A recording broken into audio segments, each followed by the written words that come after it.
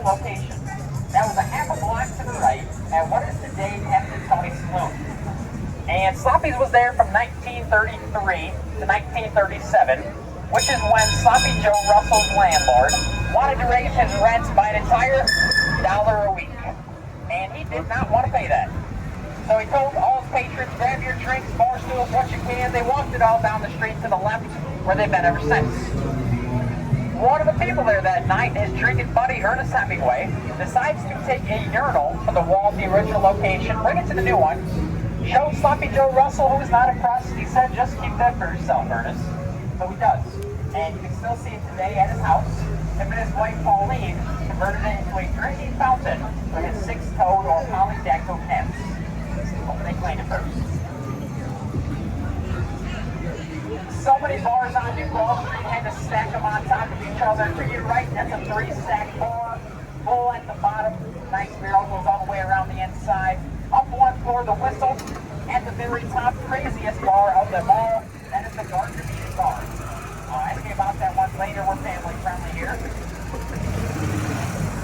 But I talked about Mr. Captain William Curry's hutch earlier. Left inheritance to his children to build a beautiful home.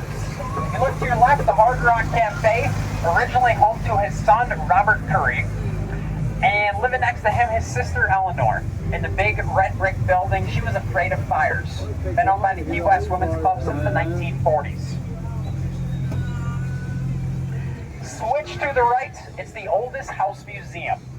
This one built in 1829 and occupied by Captain Francis Watlington, who had lived there with his wife, 9 daughters, and 1 bathroom. But in the place, they did not have too far to go to school. Just coming up to the right here on the corner, yellow building, is the oldest schoolhouse. And take a look up to the 2nd floor as we pass it. You're going to find the original school bells. They're right up there. Built back in 18.